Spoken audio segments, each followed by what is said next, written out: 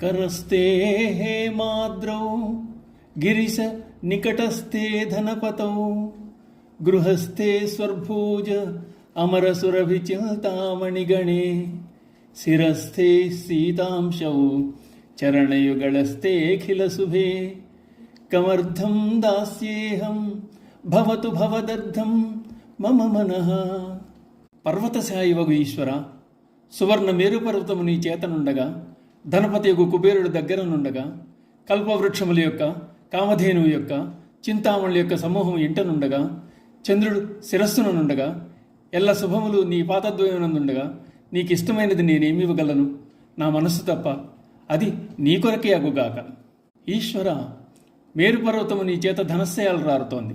కైలాసాధిపతి మహాధనవంతుడైన కుబేరుడు నీకు మిత్రుడై నీకు అత్యంత సమీపంలో అలకానగరమునందున్నాడు. తలచినంతనే కోరికలు తీర్చే కల్పవృక్షం, కామధేనువు, చింతామణి నీ అధీనములై ఉన్నాయి. ఆహ్లాదమును కలిగించు చంద్రుడు నీకు శిరోభూషణంగా ఒప్పుతున్నాడు. నీ పాదములు సకల శుభములకు ఆలవాలములయ్యాయి. ఇన్నింటిని కలిగి ఉన్న నీకు నేనేమి ఇయ్యగలను? నీకు వసకదగ్గ కానుక నా వద్ద కానవచ్చుట్లేదు. అందుచేత నా చిత్తమునే నీకర్పిస్తున్నాను, స్వీకరించు మహాదేవా అంటున్నారు శంకరాచార్యుల వారు. అలా ఈ విశ్వం మొత్తం పరమాత్మదే అయినప్పుడు మనం ఆయనకు సమర్పించగలిగేది ఏముంటుంది? ఒకవేళ ఆయన ఇచ్చింది ఆయనకే ఇస్తే బాగుంటుందా? ఇచ్చినదే తిరిగి ఇచ్చినట్లు అవదా అని అనుకోవాల్సిన అవసరం లేదు. ఆ పరమాత్మే ఇచ్చినదైనా సరే ఆయనకు భక్తిభావంతో సమర్పించినట్లయితే సంతోషిస్తాడు కూడా.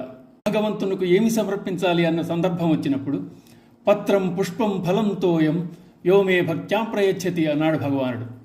మనం ఇచ్చే నైవేద్యంలోని భక్తిభావాన్ని మాత్రమే స్వీకరించి నైవేద్య పదార్థాన్ని మనకే వదిలేస్తున్నాడు పరమాత్మ. అందుచేత సర్వసంపూర్ణుడుగు ఈశ్వరుడుకు ఈయగలిగింది ఏదీ లేనందున శంకరులు తన మనస్సునే శివునికి అర్పించుకుంటున్నారు. మనిషి పతనం కాకుండా ఉండాలంటే భగవంతునికి సమర్పించగలిగేది కూడా మనస్సే అని భవదర్థం మమ మనః అనే మార్గాన్ని సూచిస్తున్నారు శంకరాచార్యుల వారు. ఓం నమః శివాయ.